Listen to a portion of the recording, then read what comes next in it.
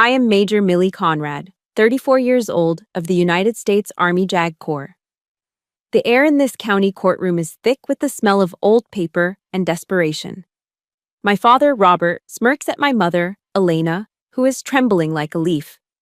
"You're walking out of here with nothing," he hisses, his stubby finger pointing right at her. My mother, a woman who has been worn down to a mere whisper, reaches a trembling hand toward the pen, about to sign away 30 years of her sacrifice. I had been watching in silence, but the sound of my chair scraping harshly against the floor breaks it all. My voice is quiet, but it cuts through the room. "Your Honor, I apologize for the interruption." My father spins around, his face flushing red with rage. He has no idea that the Captain Clipboard he always mocked is about to detonate his entire world of lies. If you have ever been underestimated by your own family, if you have ever had to prove your worth in silence, let me know where you're watching from. Hit like and subscribe, because my story is about the truth, the paperwork, and the high cost of arrogance. 6 weeks before I stood in that courtroom, we were at a steakhouse.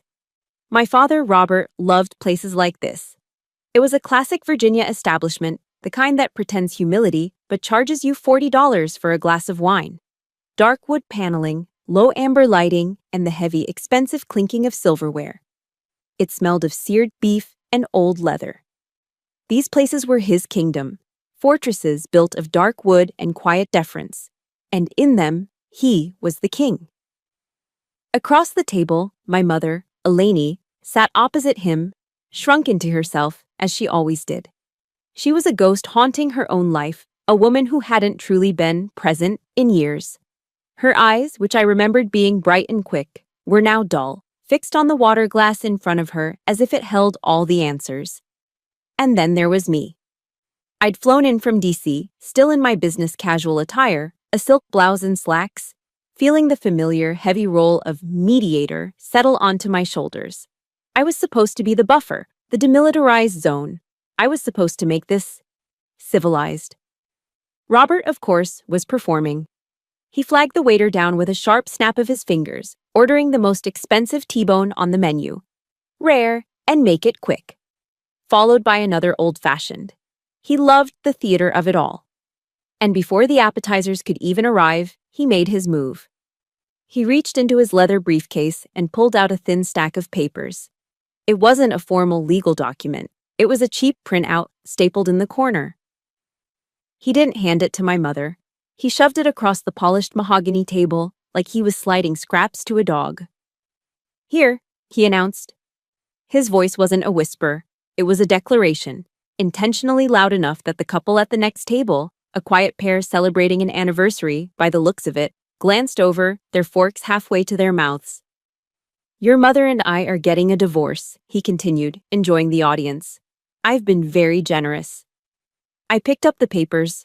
My legal training made my eyes scan them automatically. Generous. I saw the word. It meant that my mother, Elena Conrad, after 30 years of being a homemaker, 30 years of raising his children, 30 years of managing his home so he could build his empire, would walk away with a 10-year-old Honda Civic and a one-time payout that wouldn't even cover 6 months of rent in Northern Virginia. My mother's face went ashen. She just stared at the papers, her hands flat on the table. "Robert, please," she whispered, her voice cracking. This isn't right." I took a deep breath. I had to compartmentalize. This wasn't a daughter, this was a legal professional. I tried to keep my voice calm, clinical. "Dad," I said, meeting his eyes, "this isn't a legal division of assets in Virginia. This isn't how it works. Mom is entitled to 50%. He cut me off, not with a word, but with a laugh. It was a sharp, barking sound that made the nearby couple flinch. He laughed so hard he slapped the table, the silverware jumping. "Oh my God," he boomed, gesturing to me with a meaty hand. "Are you hearing this? Captain Clipboard is going to lecture me on the law?" My entire body went hot. A flush started at my chest and crept up my neck, burning my ears. Captain Clipboard. That was his name for me. It was the nickname he'd given me the day I joined the military. It was a weapon, a poison-tipped dart he'd spent the last decade using. It was meticulously designed to diminish me, to erase every accomplishment I had ever earned. West Point? Just a fancy camp. My law degree from Georgetown? A piece of paper. My rank as a major in the United States Army? Just a title for a glorified secretary.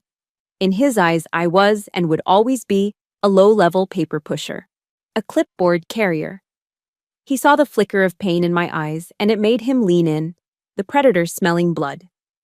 The performative smile vanished, replaced by the cold, familiar superiority I'd known my whole life.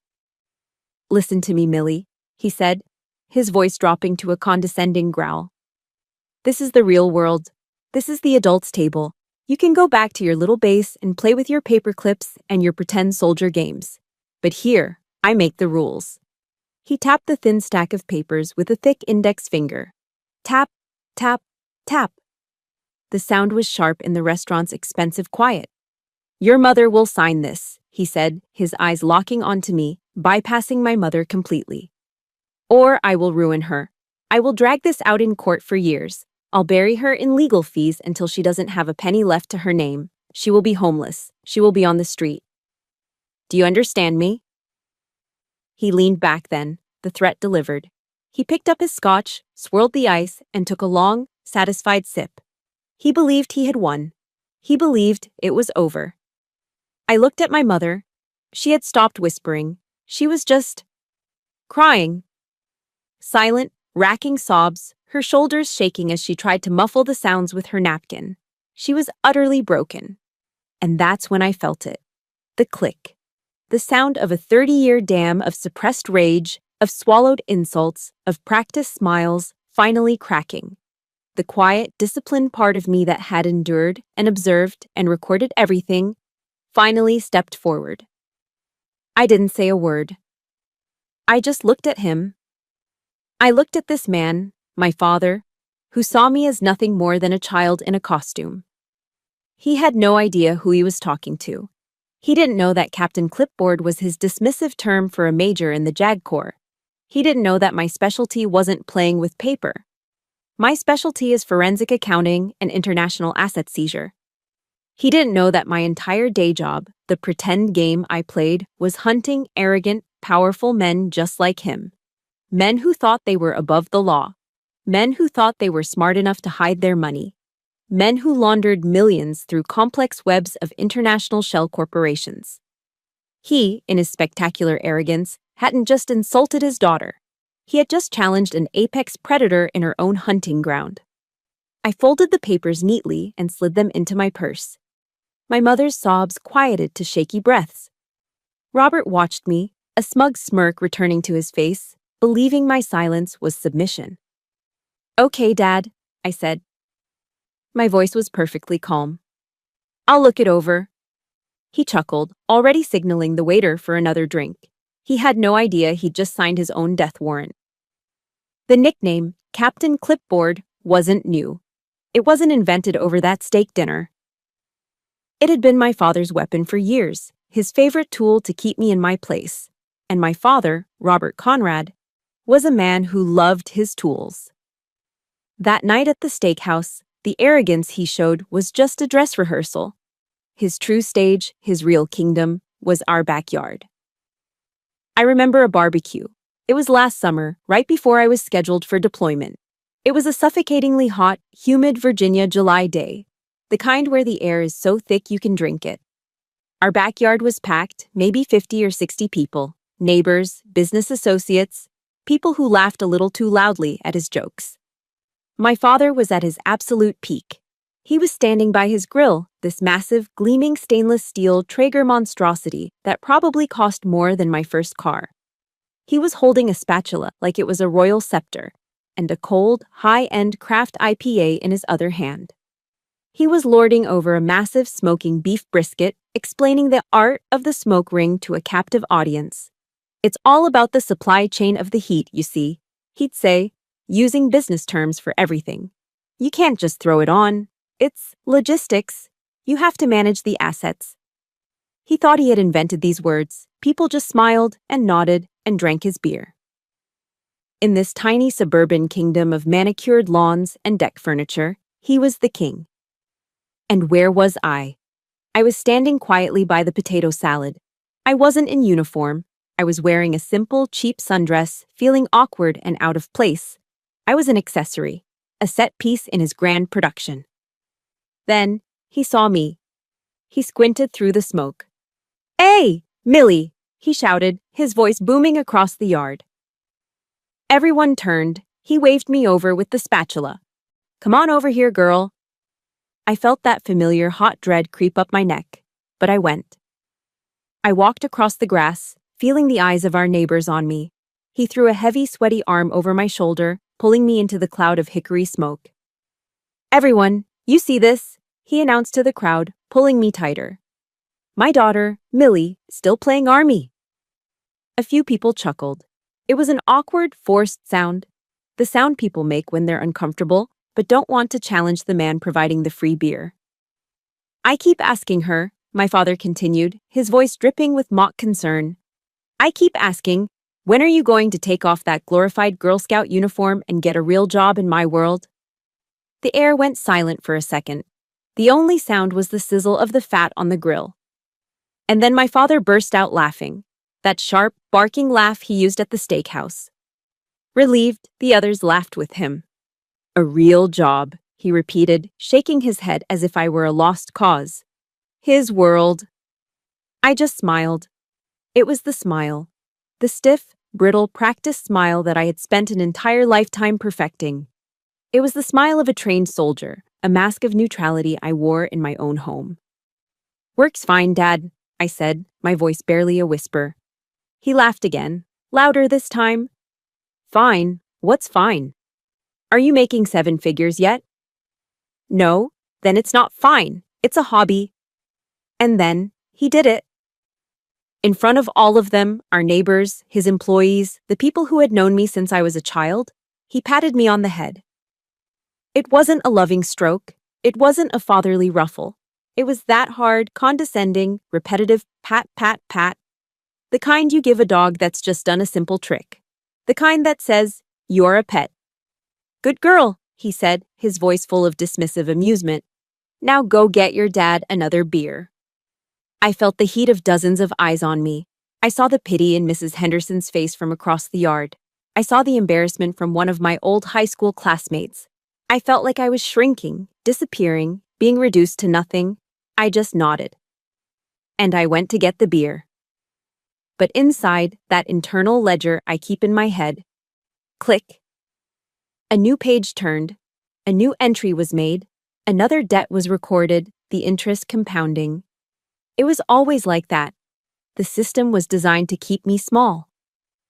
It was the same system that operated on the proudest day of my life, my graduation from West Point. I can still feel that day. The sheer, overwhelming sense of accomplishment. Standing on the field at Michie Stadium, a sea of 4,000 of us in our formal gray uniforms.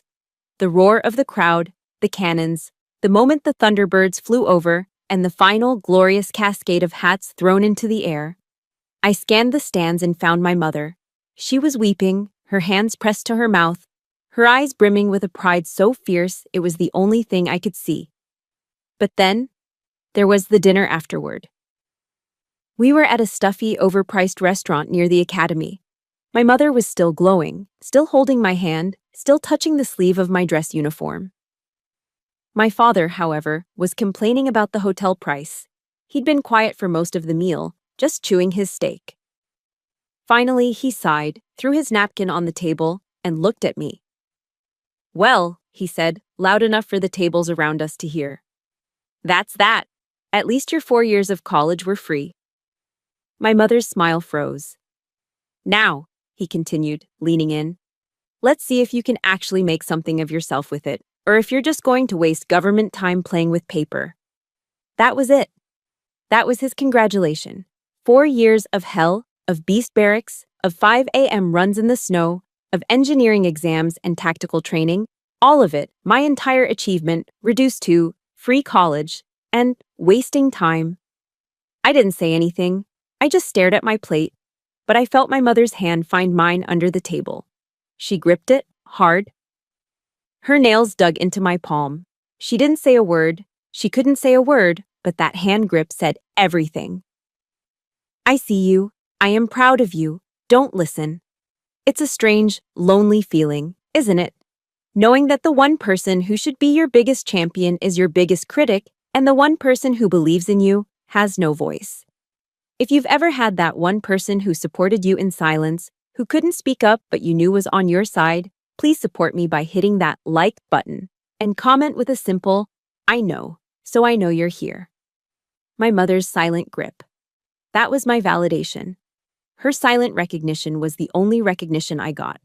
That was all I had. My mother's hand squeezing mine under the table. That was all I had.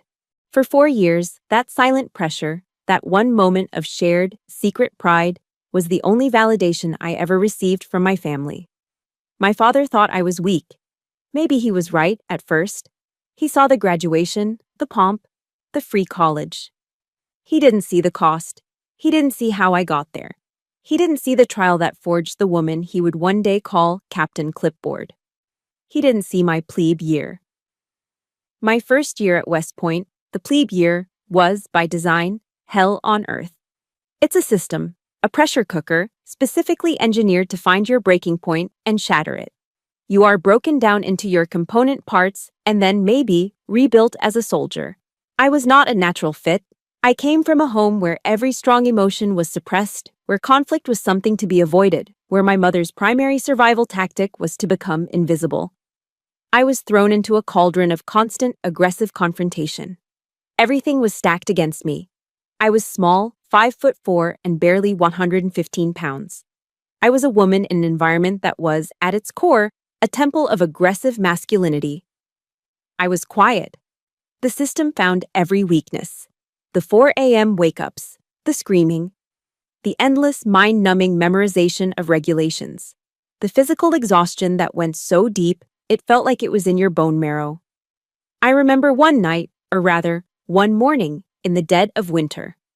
It was 5 a.m., still pitch black, and it was snowing. That wet, heavy, miserable New York snow. I was standing in a field in full gear, covered in mud from a low-crawl exercise, my hands so cold I couldn't feel the rifle I was holding. I was shaking, not just from the cold, but from sheer, primal exhaustion. I looked around at the other cadets, all of us just miserable ghosts in the dark, and I had a moment of terrifying clarity. What the hell am I doing here? My father was right. This wasn't for me. I didn't belong. I was a fraud, a little girl playing a soldier's game, just like he said. That night, I hit my breaking point. I huddled in my dorm room, aching and defeated, and I did the one thing I promised myself I wouldn't do. I called home. I just needed to hear a kind word. I needed one person to say, "You can do this." My mother picked up on the first ring, her voice tight with anxiety. "Millie, are you okay?" I couldn't even answer. I just choked on a sob. "Millie, honey, what's wrong?" I heard the panic in her voice, and before I could find my own, I heard a sound that I knew all too well. A rustle, and the click of the phone being picked up in another room. "Give me that," I heard my father's voice, muffled. "Elena, hang up." A moment later, his voice was in my ear, sharp and annoyed. "Millie, you still there?" "Dad," I whispered. "I figured you'd be calling," he said, and there was no warmth in it, just impatience. "Figured you'd be calling to say you'd finally quit." "I've been waiting." I stopped breathing. He wasn't surprised. He wasn't even disappointed. He was expectant. "That whole army game isn't for you, kid," he said, his voice softening into that fake, condescending tone he used when he was about to teach me something. "It's a waste of your time. You're not cut out for it. Why don't you come home? I'll give you a job in the office. You can do data entry. Something simple." Data entry. He didn't ask if I was okay. He didn't ask if I was hurt. He didn't ask what was wrong. He was just waiting for me to fail. He had the simple job all lined up, the one he thought I was actually suited for. I clicked the phone off. I didn't say goodbye. I sat on my cot in the dark, and I cried. I cried for a long time. But I wasn't crying because of the cold, or the mud, or the screaming instructors. I was crying from the absolute, crushing, profound loneliness of knowing that the one man who was supposed to be my protector was actively rooting for my failure. I had almost given up. The next day, I was a ghost. I went through the motions, the insults from the upperclassmen bouncing right off me. I was hollowed out. I decided he was right. I would quit. I shuffled to the library, my boots heavy with defeat. I was going to look up the official withdrawal procedures. I was going to call him back and tell him he'd won. The West Point Library is old, full of history and ghosts. As I walked past the history annex intending to find a computer, I passed a small glass display case. It was an exhibit on the American Revolution, something I had walked past 100 times. But this time, I stopped. Inside was a small faded portrait of a woman. She wasn't a lady in a fine dress. She was wearing rough, simple clothes, and she had a determined look on her face. Her name was Margaret Corbin. I read the plaque. She was the wife of an artilleryman, John Corbin, during the Revolutionary War. She had followed him to the Battle of Fort Washington. During the assault, he was killed right at his cannon. And Margaret? She didn't run. She didn't scream or hide. She stepped over her husband's body, took his place at the cannon, and continued to fire at the attacking Hessian soldiers. She kept firing, alone, until she herself was severely wounded by grape shot, nearly tearing her arm and chest apart. She was a real soldier. She fought not for recognition. She fought not because someone told her she could. She fought because her husband fell. And the cannon was there, and the enemy was coming, and it needed to be done. I stared at that little portrait for a long time. I looked at her eyes, at the simple, profound grit captured by the artist. I realized in that moment that my father would never see me. Ever. It didn't matter if I graduated. It didn't matter if I became a general. To him, I would always be the data entry girl. I would always be Captain Clipboard. His validation was a door that would forever be locked to me. But Margaret Corbin didn't need anyone's permission to fight, and neither did I. I turned around and walked out of the library. I went back to my dorm. I sat on my cot, and with hands that were still sore and stiff, I laid out my cleaning kit. I dried my tears. I took a deep breath. And I started polishing my boots. I would not quit. I would not give him the satisfaction. I would graduate. I would become an officer. I would go to law school. I would become a lawyer in the United States Army. I wasn't doing it to make him proud. I realized finally that I couldn't. I was doing it for myself, and I was doing it for the one woman who believed in me in silence, the one woman who would be there at the end, gripping my hand under a dinner table, my mother. My father's world was loud backyard barbecues and empty boasts. His real world was a manicured lawn in Virginia, and the petty tyranny of his living room, a kingdom built on the fear of a woman he had systematically broken. My real world was a sterile, windowless room, buried deep enough underground to withstand a direct missile strike. It was known as a SCIF. SCIF, pronounced skiff, stands for Sensitive Compartmented Information Facility. It's a mouthful, which is why we just called it the SCIF.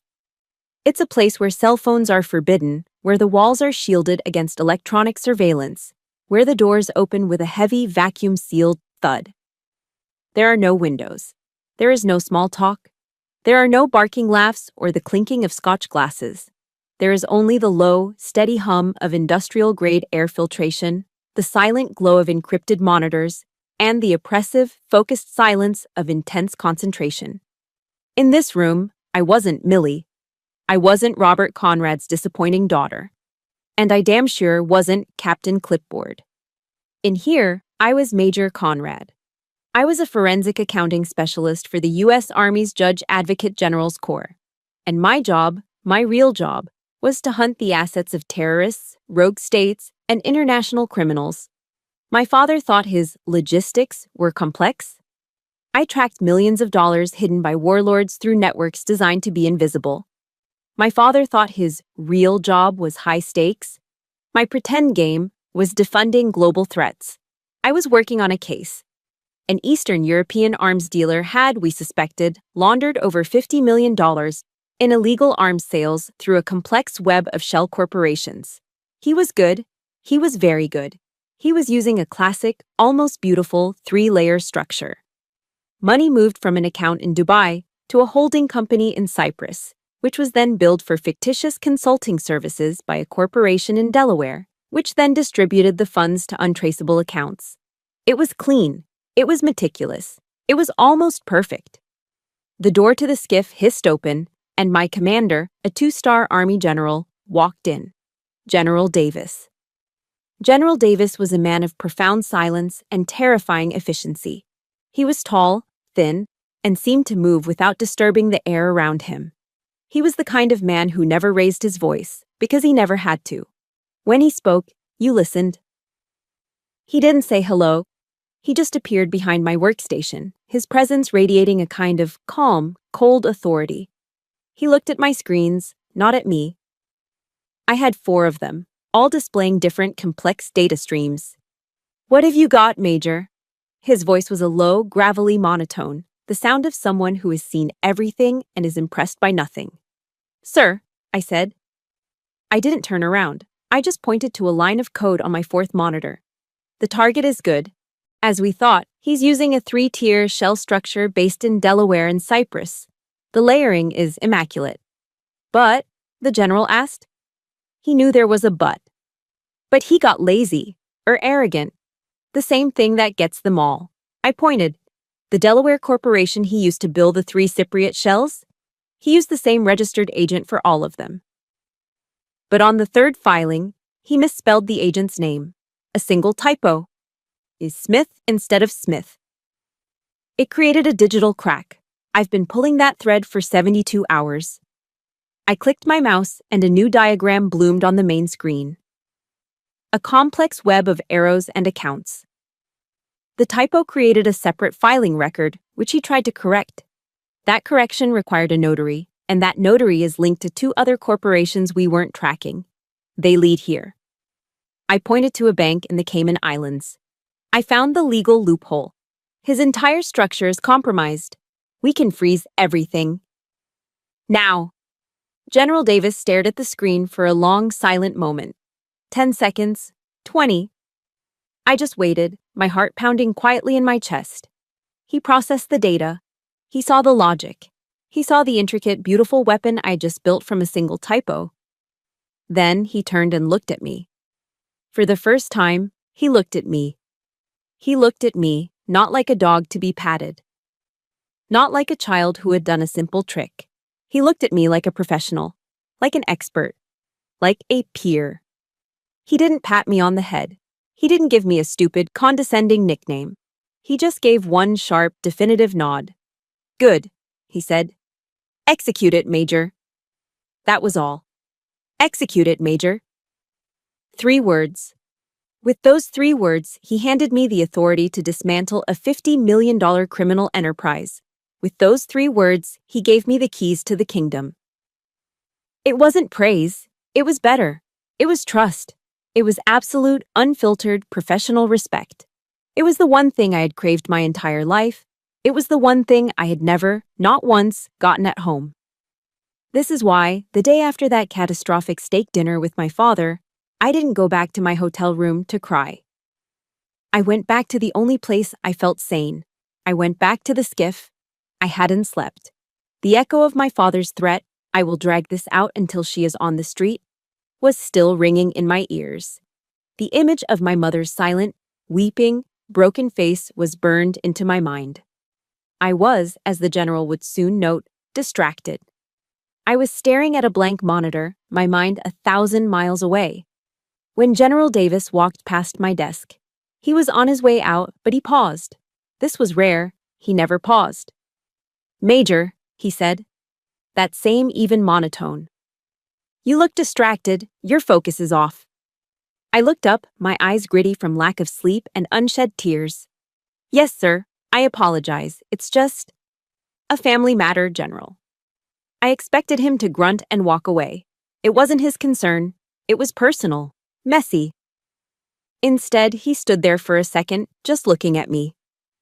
"I see," he said. He almost sighed.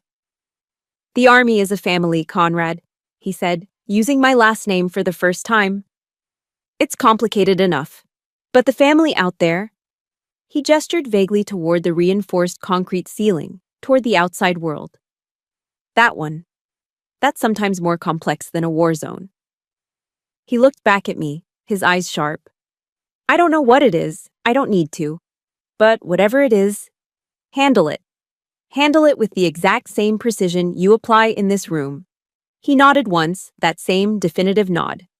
Carry on. And then he was gone. It was the closest thing to a pep talk, to a moment of mentorship I had ever received from him. It was a 5-second interaction, but it meant more to me than 1,000 fake, booming compliments at a backyard barbecue. It was a lifeline. He wasn't just my commander. In that moment, he was my ally. This was my real family. A family built on competence, honor, and mutual respect, not on shared blood and a constant, petty, agonizing tyranny. My father had drawn his battle lines at that steakhouse. He thought he was declaring war on a clipboard carrier. He had no idea about the army I had standing right behind me. That night, I left the skiff with General Davis's words echoing in my head. Handle it with the exact same precision you apply in this room. For the first time since that disastrous steak dinner, I felt clear. I felt centered. He was right. This wasn't a messy, emotional family drama anymore. It was an operation. My father had taken a hostage, my mother's future. My job was to conduct a rescue. I went back to the anonymous hotel room I'd booked near my mother's home in Virginia, away from D.C. I wasn't just a daughter anymore. I was Major Conrad, JAG Corps, and I was planning a campaign. I sat at the cheap desk, my laptop open, the glow of the screen illuminating a stack of legal pads.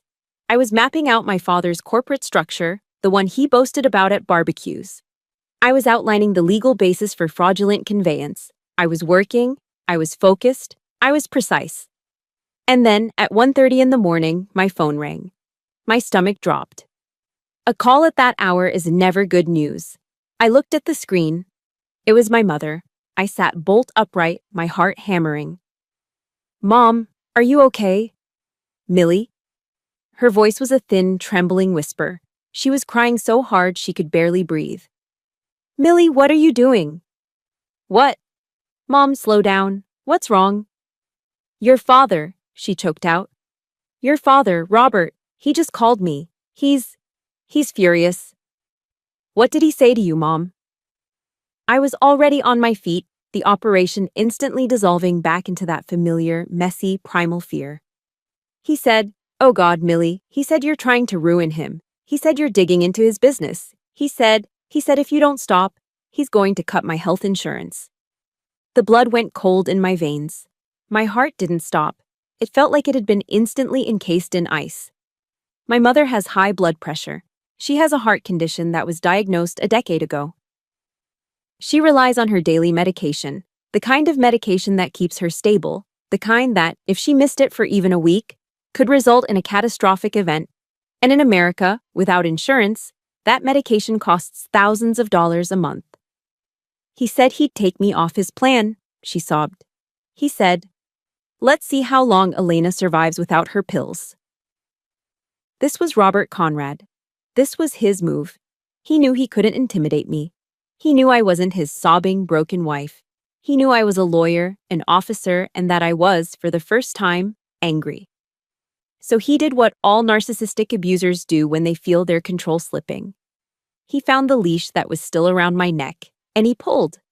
He knew I didn't fear him. But he knew that I loved my mother. He can't do that, Mom, I said, trying to keep my voice calm, professional, like the lawyer I was. That's illegal. A judge would never allow him to. Millie, please, she shrieked, a sound of pure, unadulterated terror. You don't understand. You're not here. He can do anything. He will. He'll tie it up in court. He'll say I'm not eligible. He'll do something. I can't live without my medicine, Millie. I can't. Her voice broke, and the next words shattered me. Please, honey, she begged, her voice shrinking back into that familiar whisper of the woman I saw at the steakhouse. Just Just let him have what he wants. Please. Don't make things worse for me. We'll be fine. I'll be fine. Just stop. She was begging me. She was begging me to save her by letting him win. She was begging me to let her abuser complete the financial destruction of her life because she was, justifiably, terrified of the physical alternative. I told her I would handle it. I told her to lock her doors. I told her I would call her in the morning.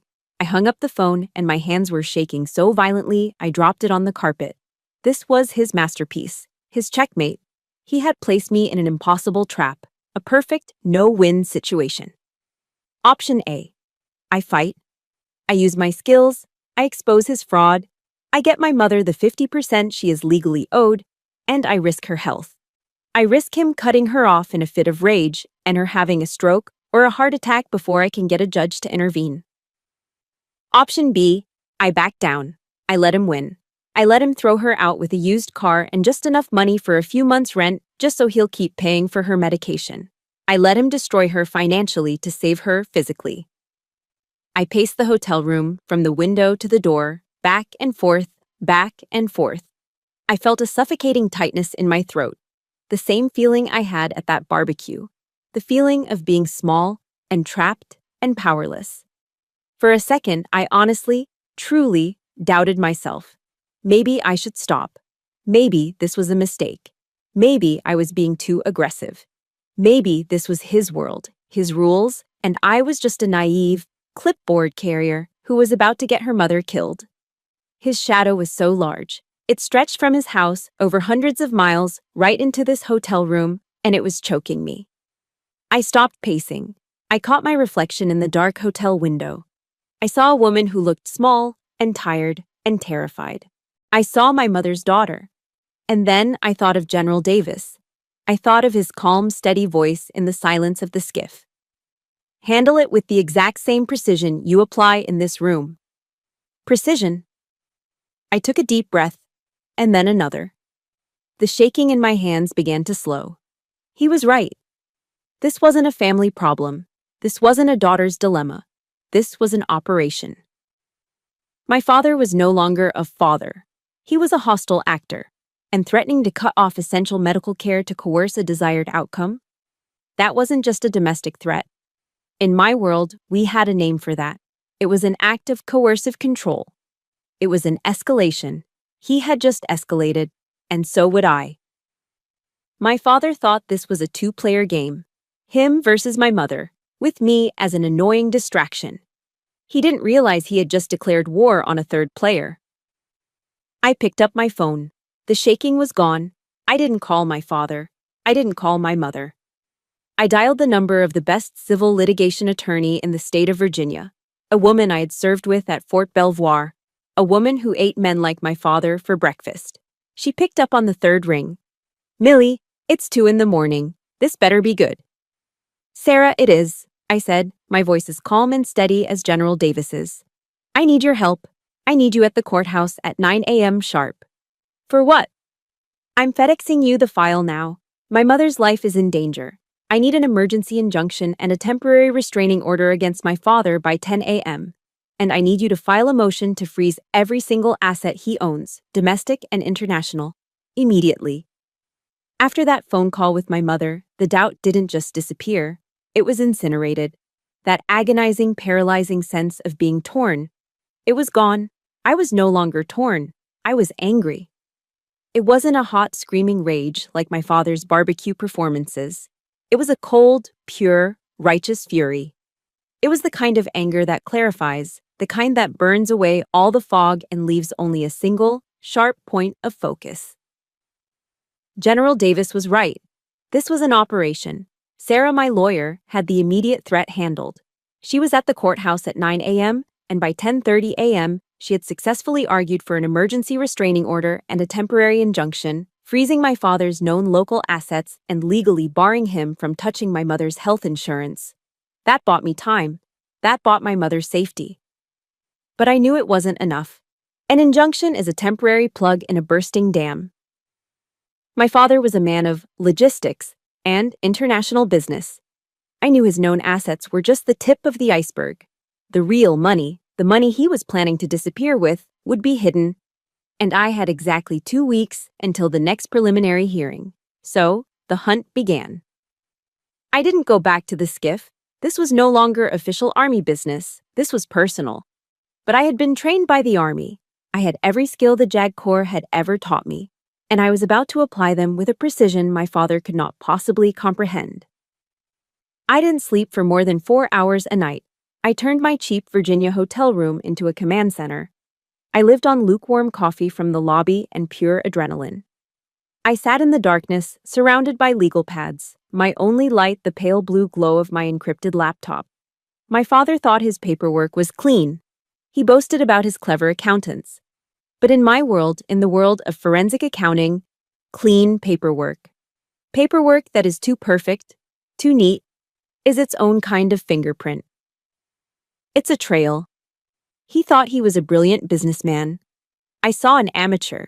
He had used a legal structure I recognized instantly, a classic 3-tier system that I had seen arms dealers and narco-terrorists use to wash their money. It was arrogant. It was sloppy. He had bragged for years that I didn't understand his world. The truth was, I understood it better than he did. I lived in that world every day, hunting men 10 times smarter and 100 times more dangerous than him. He was just a bully. A suburban kingpin.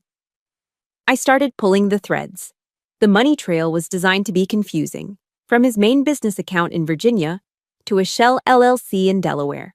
From the Delaware LLC to a numbered account in a Swiss bank, known for its discretion. And from Switzerland, the trail vanished. He was good.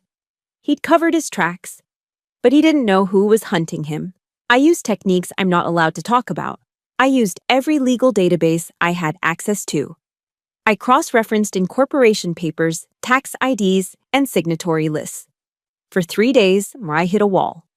The Swiss account was a black hole, and then I found the mistake. The same arrogance that made him pat me on the head at a barbecue. He hadn't wired the money from Switzerland. He had wired it to Switzerland from the Delaware LLC. But to fund the Delaware LLC, he had used a different, smaller account. A local account. And on that account, I found a single wire transfer to a law firm in the Cayman Islands, designated for incorporation fees. I had him. I used a public record search for the Cayman Islands Corporate Registry. I typed in the name of the law firm, and a list of recently incorporated entities popped up. One stood out. It was listed as a logistics and shipping company. I checked the registration documents, and that's when I saw the name. I had to read it 3 times. My brain simply refused to process what my eyes were seeing. The name of the shell company, the offshore entity my father had created to hide millions of dollars from his wife of 30 years, was REM Logistics. REM Robert, Elena, Millie. I dropped the mouse. My hand flew to my mouth. I didn't feel anger. I felt a wave of cold, physical sickness. I felt nauseous. He had done that. He had taken the first initials of our names, the family he was currently in the process of systematically destroying, and he had used them to name the very weapon he was using to do it. This wasn't just fraud. This wasn't just greed. It was a joke. It was a sick, twisted, narcissistic joke. It was the ultimate act of contempt. It was his final triumphant pat on the head. He was laughing at us. He was mocking us, telling us we were so small, so insignificant, so stupid, that he could literally hide his crimes in plain sight using our own names, and we would never be smart enough to find it. That was the moment the dam broke. That was the final straw. Every last shred of duty, every lingering, desperate hope that my father, all that was left, was the cold, hard, unblinking truth. I stood up from the desk and walked to the hotel window, looking down at the 4 a.m. traffic, at the lights of the city that was not my home. I thought of a quote from St. Augustine, one that was drilled into me during my ethics courses. The truth is like a lion. You don't need to defend it. Let it loose. It will defend itself. My father thought he was a lion, all noise and roaring at a barbecue. He thought he was the king of his little jungle. He was nothing but a liar. A common, arrogant, sloppy liar. I wasn't going to argue with him at the hearing. I wasn't going to try and negotiate for my mother's fair share. I wasn't going to ask him for anything. I was going to do exactly what he had dared me to do at that steakhouse. I was going to use the very weapons he had ridiculed his entire life: the law, the facts, the paperwork. I was going to take my boring job, my data entry, my clipboard, and I was going to dismantle his entire empire with it. He thought he was in a divorce proceeding. He had no idea he was about to be the target of a full-scale forensic audit conducted by me. I was going to unleash my lion right in the middle of that quiet, boring county courtroom. I wasn't just going to protect my mother. I was going to burn his world to the ground using nothing but his own Captain Clipboard. And if you have ever felt that cold, clarifying anger, that moment when the fog of doubt disappears and you know exactly what you have to do, hit that like button. Let me know in the comments. What was your REM logistics moment? What was that final straw for you? The white-hot rage from that discovery, the sick, twisted joke of REM logistics, had cooled. It didn't disappear. It hardened. It settled deep in my chest, forging itself into something else. It became a cold, dense, steel-like resolve. The next 6 weeks were the longest, most focused, and most intense of my life. The emergency injunction had bought my mother's safety, but it had also officially declared war. My father, through his lawyer, was fighting back, claiming the offshore account was a standard business practice and a complete misunderstanding. He was arrogant. He was still underestimating me. He still thought I was just Captain Clipboard. So, I embraced it. I turned my hotel room into a tactical operations center, a war room. My bed was covered in bank statements. The cheap art on the walls was taped over with flowcharts I'd drawn on hotel stationery, mapping out my father's corporate shell game. I worked like I had been trained to do, with surgical precision. My days were a blur of legal filings, subpoenas, and cross-referencing bank codes. I was a ghost, fueled by bad coffee and a singular purpose. I used my training in forensic accounting to follow the money, not just to the Cayman Islands, but beyond. I found the $8.7 million. I found the exact wire transfers, documenting that over 72% of their liquid marital assets had been moved after the date my father had filed for divorce. This wasn't just hiding money. This was the textbook definition of fraudulent conveyance. It was a felony. But I knew my father. He would lie. He would claim his accountants made a mistake. He would throw someone else under the bus. REM logistics was disgusting. But I needed more. I needed something that couldn't be spun. I needed to be 100% sure. I couldn't leave a single element to chance. I picked up my phone and called an old friend in D.C., Mark Thompson. We'd been in the JAG Corps together at Fort Bragg, one of the sharpest international finance lawyers I'd ever met. He'd left the service a few years back and was now a partner at a massive D.C. law firm, the kind of place that ate international fraud cases for breakfast. "Mark, it's Millie," I said. "Conrad. Hell, it's been a while. How's life at the Pentagon?" "It's complicated. Listen, Mark, I need a favor. Something completely off the books. A personal matter." His voice sobered up instantly. "You got it. What do you need?" "I'm sending you an encrypted file. I need a second set of eyes, Mark. I need you to tell me if I'm crazy or if what I'm looking at is what I think it is." "Sending it now," I said, hitting enter on my laptop. I didn't have to wait long. An hour later, my phone rang. It was Mark. "Jesus Christ, Millie," he said. There was no friendly greeting, just pure, unadulterated shock. Who is this guy? Is he an amateur, or is he just the most arrogant man on the planet?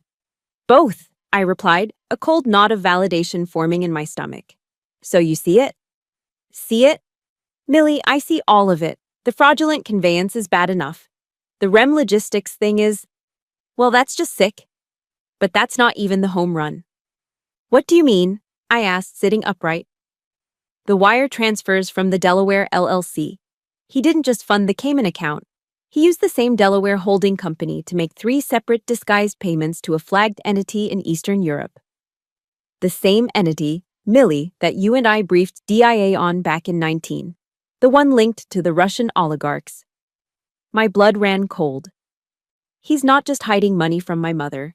He's doing business with them." "He's laundering it for them," Mark corrected.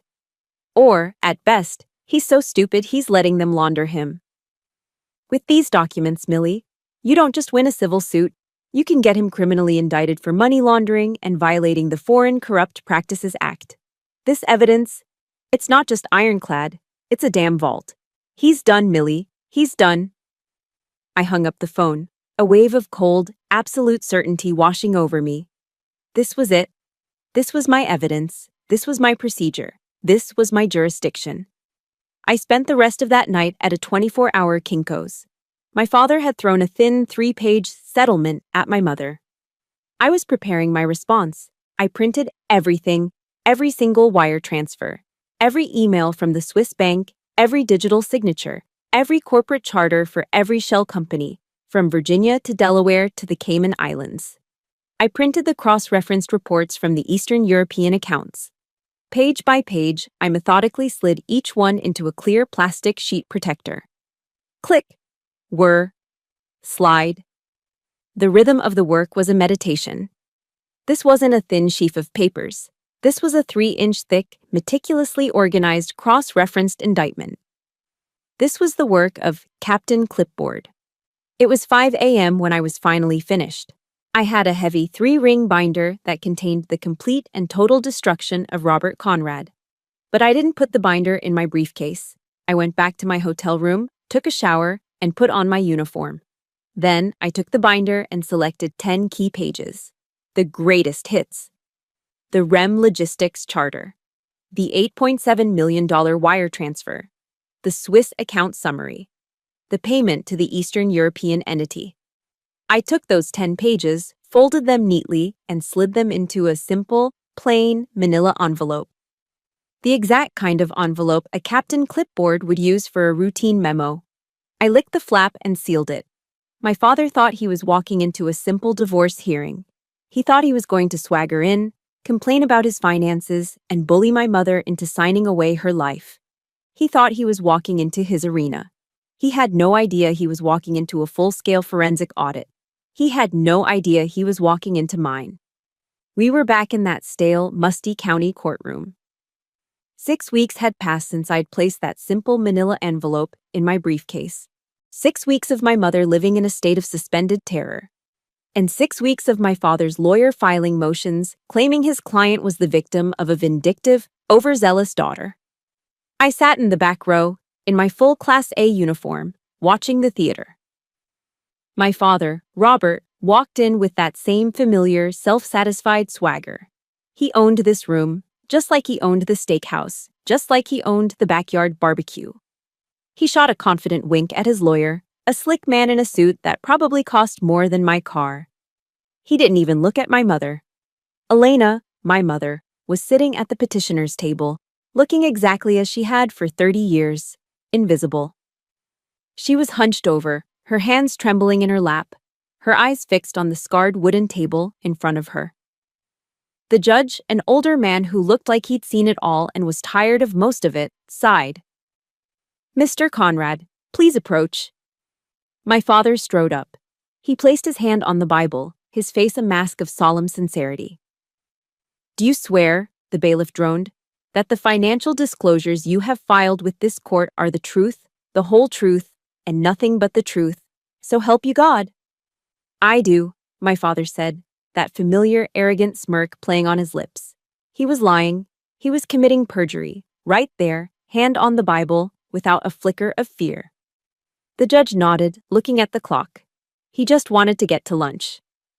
"Very well, Mrs. Conrad," he said, his voice flat with boredom. "Your husband's offer, as outlined in this agreement, is minimal, but it is, technically, legal if you agree to it. Do you agree to these terms?" This was it. My mother looked up. Her eyes, brimming with tears, found mine in the back of the courtroom. I gave her a single, sharp nod. Her gaze dropped back to the table. Her trembling hand, the hand I had held at West Point, reached for the cheap ballpoint pen. She was going to sign. After everything, she was still going to sign. No, I would not let it happen. Scrape. The sound of my chair legs dragging across the old linoleum floor was as loud as a gunshot in the silent room. Every head snapped toward me. My father's face, which had been smiling, turned a dark, furious red. "Millie," he hissed, his voice echoing. "What in the hell do you think you're doing? Sit down."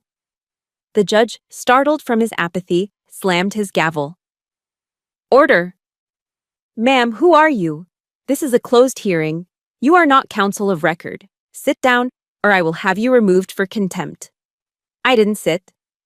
I took one slow, measured breath.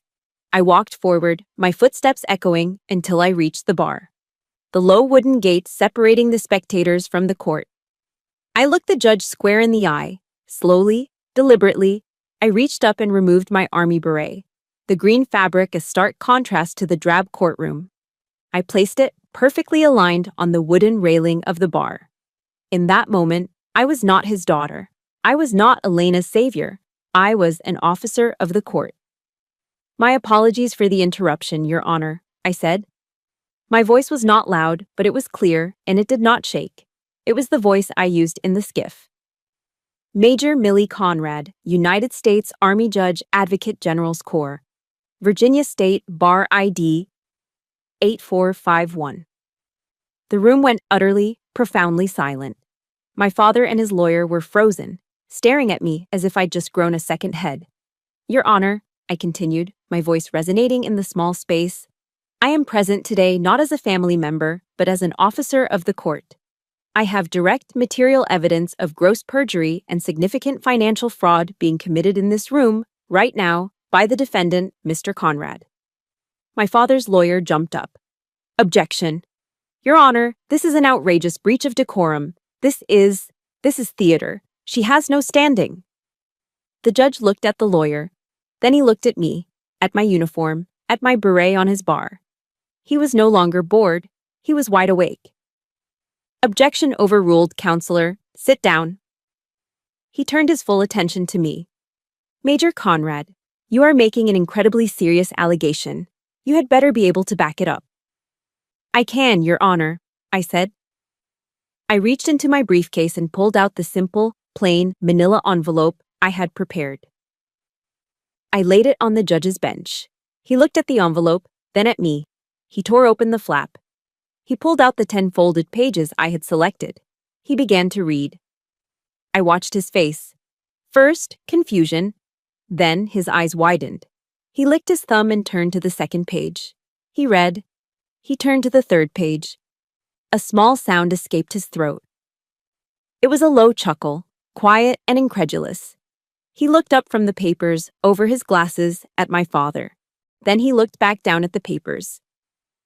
"Oh my," he whispered, a small smile of pure professional amusement on his face. "Oh, this is brilliant." My father's smug mask began to crack. "Your Honor?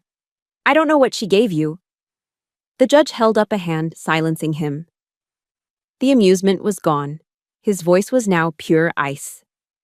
"Mr. Conrad," he said, "a moment ago you placed your hand on that Bible and swore that your financial disclosure, which lists 0 foreign assets, was the truth. Is that correct?" "Yes, Your Honor, it is. My business is entirely domestic." "Is that so?" The judge held up the first paper from the envelope.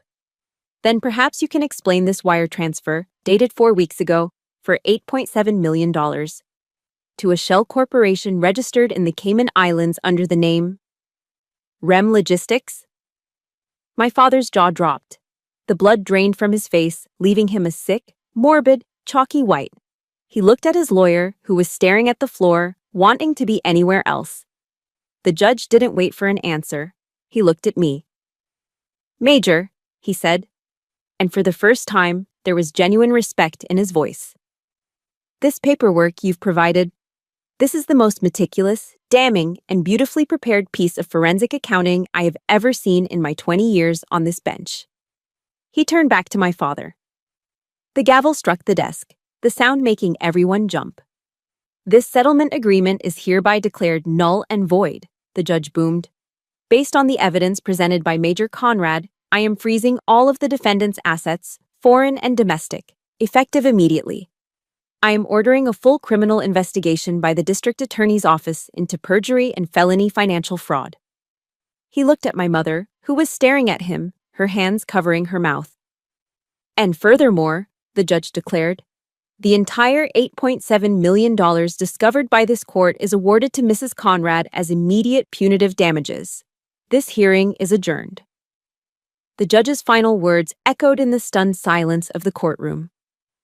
The gavel strike felt like a physical blow. My father didn't collapse heroically. He disintegrated. He didn't just fall, he imploded.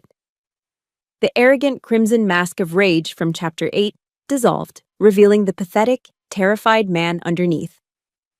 No, he stammered, his voice suddenly weak and reedy. No, you can't.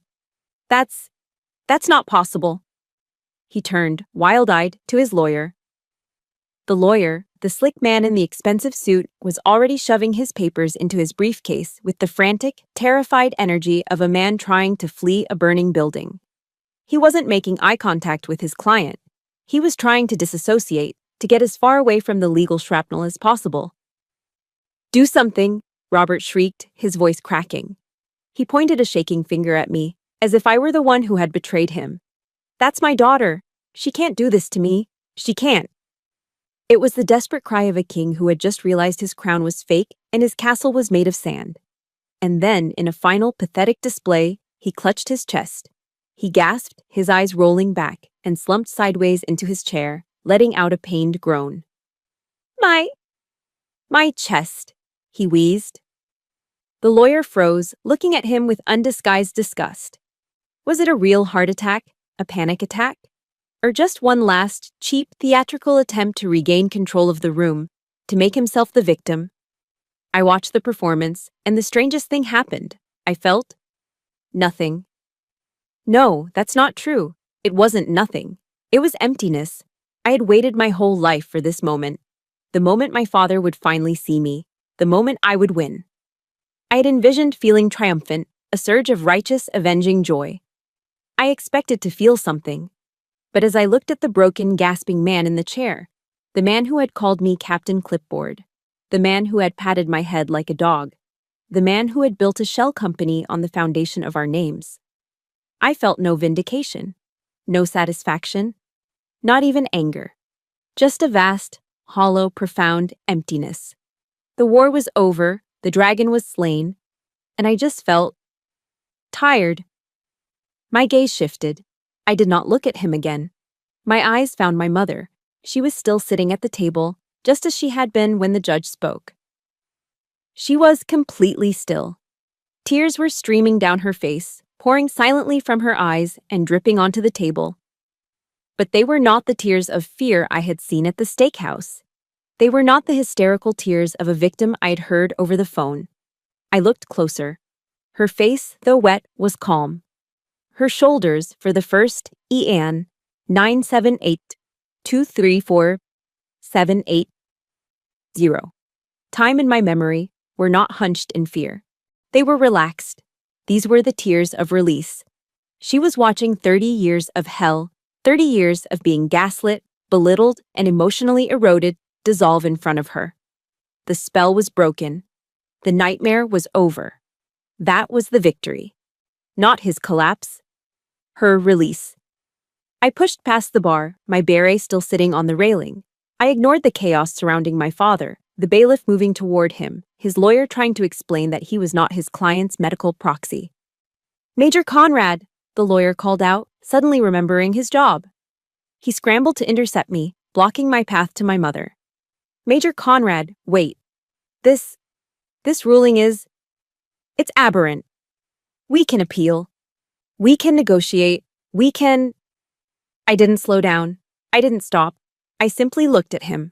I didn't look at him. I looked through him. I looked at this desperate, sweating man as if he were a pane of glass, an irrelevant obstacle. Get out of my way, I said. My voice was flat. It was cold. It was not a request. It was the same tone I had used in the skiff. It was the tone of an officer giving a lawful, final order. He flinched, and instinctively, he stepped aside. I reached my mother. She was still crying silently, looking at her hands. I stood in front of her and held out my own. Let's go, Mom, I said. She looked up at my hand. She looked at my face. She took a deep, shuddering breath, the first real breath she'd taken in decades. She put her hand in mine, and she squeezed. It wasn't the weak, trembling hand of a victim. It was a strong, firm, powerful grip. It was the grip of a woman who had just woken up from a 30-year-long nightmare. I pulled her gently to her feet. Together, we turned our backs on the scene. We walked past the defense table, past the panicking lawyer, past the man still slumped in his chair. "Millie!" I heard my father's voice behind me. It was no longer a bellow of rage. It was a weak, desperate, terrified shriek. "Millie, don't leave! You can't! Millie!" I kept walking. My mother kept walking. We did not turn around. I pushed open the heavy wooden doors of the courtroom. The bright, sterile, fluorescent light of the hallway flooded in, a shocking contrast to the dim, oppressive room we were leaving.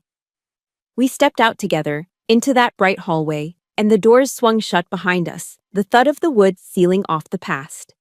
We left 30 years of pain, 30 years of humiliation, 30 years of suffering behind us in that room. I didn't feel like a winner. I didn't feel triumphant. I didn't feel hate or even pity. I just felt exhausted. And for the first time in my entire life, I felt completely and utterly free. 1 year later, the air no longer smelled of stale paper and quiet desperation. Today, the air was full of the scent of damp earth, rich lavender, and freshly ground coffee. I was sitting at a small wrought iron table in Elena's garden, the small bright flower shop my mother had opened with the money from the punitive damages settlement. It was nestled on a cobblestone side street in Leesburg, Virginia, a town known for its history and its charm. A small bell tinkled every time a customer entered. My mother was behind the counter, and she was unrecognizable. The ghost was gone. The woman who had been eroded down to a whisper, who had shrunk into herself at the steakhouse, who had trembled as she reached for that pen. She was gone. In her place was Elena. Her hands, the same hands that had trembled so violently, were now steady, streaked with potting soil. She was laughing with a customer, a woman in a bright yellow sweater, advising her on the best soil for hydrangeas. She was full of life. She was full of purpose. She had, in every sense of the word, been reborn. And me? I was sitting in a patch of sunlight streaming through the front window, sipping a latte. I was no longer Major Conrad. I was Lieutenant Colonel Conrad. My promotion had come through 6 months prior. General Davis had pinned the silver oak leaf on my uniform himself in a quiet ceremony. "You earned this, Colonel," he'd said, with that same rare nod of approval. Life had moved on. The war was over. We were at peace. And then, my phone buzzed on the table. I glanced down. An unknown number. I didn't get many of those. I picked it up, a flicker of the old familiar anxiety tightening my chest for just a second. It was a text message. I opened it. "Millie, it's Dad. I'm losing everything. They're talking about prosecution. The feds are involved. You know the law. You're my daughter. You have to help me." I read the words. I read them a second time. And a third. He still didn't get it. After everything, after the courtroom, after the public humiliation, after the proof of his sick, twisted, REM logistics joke, after the criminal investigation had taken everything from him, he still didn't understand. There was no apology, no remorse, no, "I'm sorry for what I did to you." No, "I'm sorry for what I did to your mother." He was still giving orders. "You know the law. You're my daughter. You have to help me." He wasn't asking for forgiveness. He was requesting a service. After all this time, he still saw me as his property. He still believed that, in the end, I was just Captain Clipboard, his personal legal tool, a functionary to be deployed to fix his messes. I looked at the message, at the gray bubble on my screen, and I waited. I waited for the old familiar surge of white-hot rage I'd felt at the barbecue. I waited for the cold, nauseating shock I'd felt when I saw the name, REM. I waited for the crushing anxiety I'd felt during that midnight phone call. I even waited for a small dark flicker of triumph, of smug, self-satisfied victory. But nothing came. There was no anger. There was no pain. There was no victory. There was just silence. A peaceful, empty void. The case, I realized, was finally, truly closed. Not just legally, but emotionally. He and his problems, his chaos, his noise. They had no power over me anymore. They were just words from a stranger. They were irrelevant. Lieutenant Colonel? I looked up. My mother was standing by my table, holding a small pot with a bright red flower. "Are you still with us?" she asked, her eyes sparkling. She was smiling. "You have to come see this new shipment of tulips. They're absolutely beautiful." Tulips, a symbol of spring, of rebirth. I looked down at the phone in my hand, at the message demanding I return to the war, to the darkness, to the fighting. Then I looked up at my mother, at her face, so full of life, at the bright red tulip in her dirt-caked hands. I smiled. "Coming, Mom," I said. I picked up the phone one last time. My thumb hovered over the screen. I didn't type a reply. There was nothing left to say. I pressed the contact's name. I scrolled down. And I selected block. I turned the phone off and set it, screen down, on the table. I stood up and walked over to my mother, into the smell of damp earth and lavender. I had learned, through all of this, that real strength wasn't the loudest voice at a barbecue. It wasn't the biggest bank account or the most arrogant laugh. Real strength was the silence. It was the meticulous truth. It was the paperwork. It was the unshakable, quiet power of Captain Clipboard. And above all, I learned that strength is the right to choose your own peace, to choose the tulips over the war. And I had chosen peace. Thank you for sharing this journey with me. My story is finished, but I know for many of you, your own story is ongoing. If you've ever felt unseen or had to fight to reclaim your value from the people who were supposed to cherish it, please know you are not alone. Your peace is worth fighting for. For more stories of resilience and healing, please like and subscribe to the channel. And if you feel comfortable, share a part of your own journey in the comments below. We are listening.